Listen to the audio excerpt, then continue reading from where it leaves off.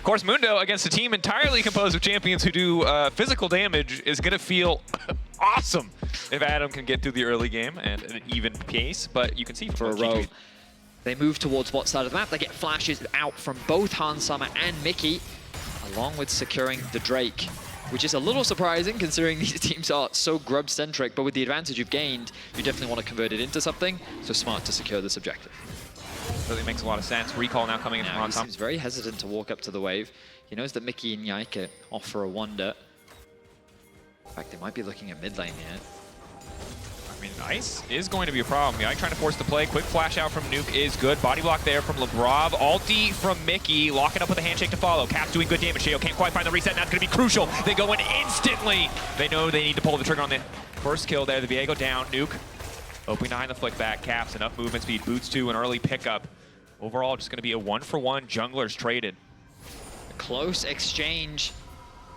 The bailout coming from Mickey ended up saving Yike at the very last second, but the damage was still strong enough to be able to make it a 1-for-1. The flash response from Nuke there. Ooh, Caps going all in. He has the bailout on him. Is it going to fade away in time? Not quite able to grab the kill in the end. A 1-for-1. Will also deny a single creep, but a very aggressive play. It certainly was. He commits his flash to that play. I guess you could argue that because of the first, as he's like about to finish the kill, he gets to respawn, then Nuke dies, then he gets to walk away. But the timing is awkward because he kills Nuke as it doesn't, the sequencing is wrong, essentially, which is why it ends up being way more awkward than initially intended. So they're going to try again, and this time, well, they didn't flash him under tower, and they brought 2 more people, so it turns out it works a lot better. Well-executed gank. They make that work. G2 ready to go in. No completed item for Caps or Hansama yet, importantly, but Nuke caught out. You mentioned the ulti earlier. This time around, it's going to be there. Caps finding the first kill. Shale hoping to find the reset. Yike gonna get locked up. Ulti to follow through. Yike going forward. Where's the grasping wall? Where's the stun? A little bit of CC now coming in. That's the follow-up CC as well. Caps marked up by the bailout. Sheo now in trouble. They're gonna be able to grab the kill. Not quite. Just the 1-for-1 trade there in the mid lane. 2-for-1 overall though. 2-for-2, excuse me. I'm impressed that Caps was able to trade that back mid-jungle. It's a bloodbath here between G2 and BDS. A lot of the initial aggression coming out. You can see that with the CS discrepancy that's being built between the 2 top laners. Now, G2 collectively as 4, control the mid wave. If they can secure this tower, they can nicely transition towards the Herald as well. Atrox with the push. The BDS want to stop them. Facing the hole just for a bit of harassment. Colin coming out as well. Not going to connect too much, but at least zones Nuke away. Mickey now locked up and immediately flick back. Knocker coming in from the Nautilus as well. Berserker trying to get the disengage. Sheo gets the reset. Has flash available. Does he want to go for the flash handshake? Hansama, 90 caliber net. Over the wall, only a bit more time left on the possession. Now going to go in another flick onto Yike, but his Caps is immediately going to punish on Labrov. Sheo taken out, and they just forgot how much damage that Lucian can do. An overstep sequence of events where a play starts so good for you and ultimately just extends Caps' gold lead, who again, getting closer, 2 items. This Lucian, very terrifying. Labrov luckily has the hooks to make it out, but TP, Atrox coming in, World Ender available, extra movement speed. They're going to be happy just to pick up Labrov. Might want to push for a bit more here. Yike. They want to step up instead, just trying to zone off, get their vision control down. They can turn back to Drake when they want. Adam uncontested in the top side, but still a positive trade for G2. Just a nice sequence of events. They shift Caps to bot. They have a TP ward ready for Broken Blade. They push in mid with Hansama, and then they collapse onto Labrov, who's just trying to get vision. They set themselves up nicely for the Dragon with good deep vision coverage. They steal all the camps away from BDS's bot side, and the only exchange is the top tier 1. They're more than happy to take that. And I mean, that was just a really nice sequence of events. The best case scenario is to, naturally as Sheo was doing, go for the cross map, secure the Herald, a valuable objective that can help them unlock the mid tower. But in this game, but it's that interesting situation where, okay, yeah, it does get a lot of value, but then Merc Treads also has a lot of value when playing into a Renata and a Sejuani. Yeah. And speaking of, Nuke. Good backstep, good sidestep, but Caps is here, dodging the CC, not enough. You have to try to find a way to dodge the damage, and for a second there, he does, but now 2 members taken out. The reset not quite able to come through.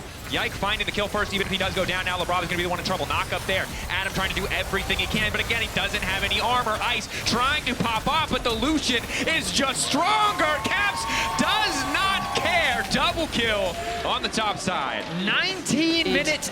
And look at this, Lucian, a 3K gold lead over his lane counterpart. Level 14 for Caps. We look back at the play. As we said, starts off with this initial pick onto Nuke. Oh, nope, we don't have time. Broken Blade did this once before, now he'll try again, knowing Nuke doesn't have flash. One more auto, might have to trade his life. No, a little bit of extra health. Sheo should just kill him. One auto, no!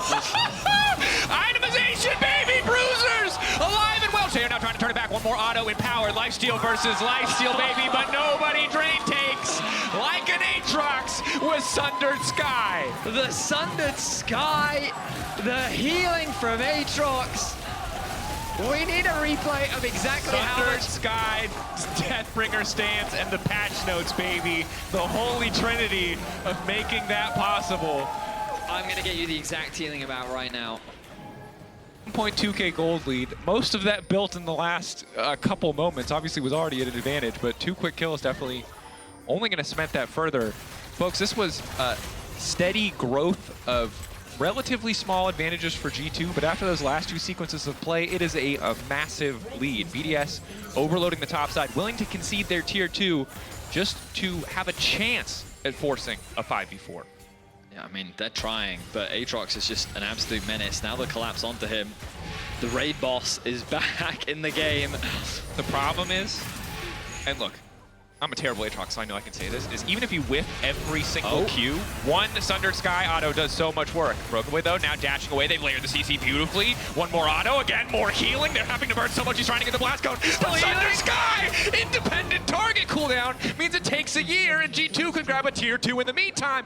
And we're not going to push for the tier 3 yet. So BDS do get the pick, do get a ton of gold in their pocket. Broken Blade, overconfident. And while we can understand why, probably didn't need to be there. Every other person on the map, he is very far ahead. That is Rapid Fire Cannon on the Caitlyn.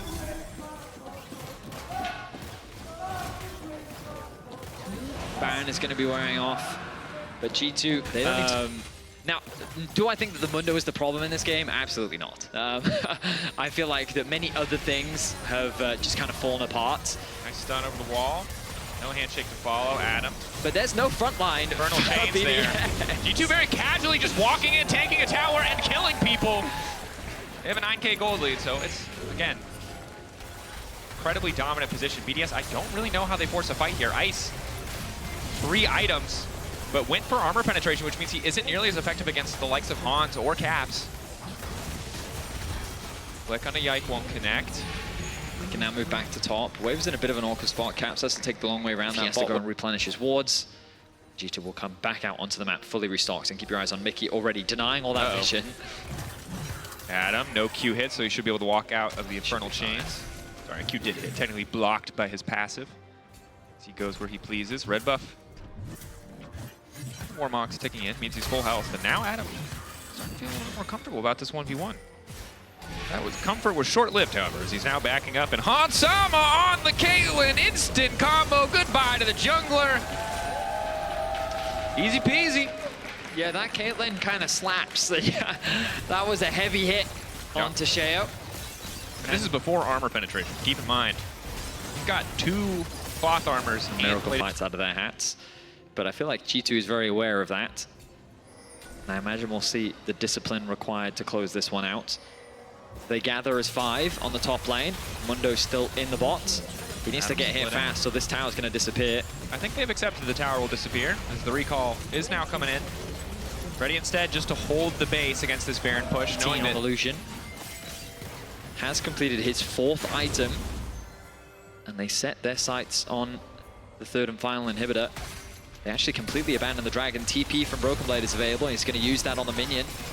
Makes the siege that much easier. G2 not even worried about the tower. Happy to just free hit LeBron. Broken Blade zooming in with that World Ender movement speed. Adam trying to soak as much damage as he possibly can. Ice again, now allowed to auto attack. Broken Blade getting lower and lower. Redemption there, the bailout there, but Broken Blade can't find a kill. He will not get the reset. He goes down. Sheo now gets to become Broken Blade, but can't get into melee range. That means no Sundered Sky procs for him. Caps backing up. This should just be the end. Ice and Adam versus the world. They'll get another shot at this one in game 2, but This should just be it. Mickey stepping up, Ice locked up, Cleanse now used. Caps and Hansama splitting their attention between the BDS AD carry and the base, but Ice one auto from Hans, doing a whole hell of a lot of work, and now Berserker's Ice is almost gonna kill Adam in his own base. Will not come through, and the Nexus will finally fall. G2 gonna take their time. Cap's gonna give his life for some reason, and that is game one for G2.